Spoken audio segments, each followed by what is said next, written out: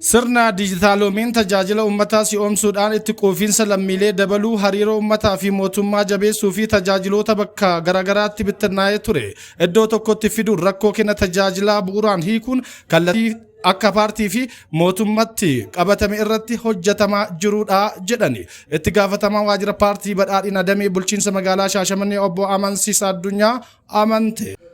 Xiyyaaronni waraanaa Raashiyaa gara Itoophiyaatti imaluuf akka ta'an himame. Agarsiisni humnoota qilleensaa Raashiyaa dabalatee biyyoota 5 kan hammatu samii Bishooftuu jalatti kan gaggeeffamu ta'uun dubbatamaa jira. Sababni isaas hundeeffama waggaa 90ffaa humna qilleensa Itoophiyaa agarsiisa qilleensa leenca gurraachaa bara 2026 yookiin Black Lion Air Show ammajii 15 hanga 19 bara 2018 akka gaggeeffamu himameera. Akka miidiyaaleen gabaasaa jiranitti biyyoonni agarsiisa kanarratti hirmaatan Itoophiyaa, Raashiyaa, Emiroota Araba Gamtooma, Morokoo, Czech Republic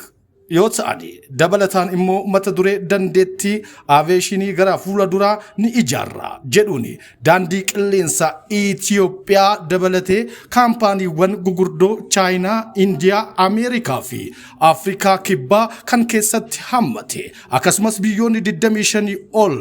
kan irratti argaman Expo Technology Aviation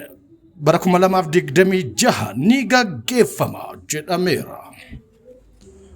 Oduu biyya alaarraa arganneen immoo guyyaa har'aa humni addaa ajaja pirezidaantii Tiraamp namoota lammummaa biyyattii hin qabne irratti bobbaafamaniin isteeta Minisootaa keessatti namni ajjeefamuun dhagame uummataa fi humna bobbaafame jidduutti jeequmsa uumameen lubbuun namaa kan darbe yoo ta'u kantiibaan magaalaa Minneapolis nageenya uummataaf dursa kennuu qabna jechuudhaan ilaalama mootummaa isaanii qeeqanii jiru. Bulchaan isteeta Minisootaa ibsa kennaniin gocha kana balaaleffachuudhaan haalli bulchiinsi pirezidaantii Tiraamp duudhaa fi safuu Ameerikaa ittiin beekamtu keessaa kan bahe waan ta'eef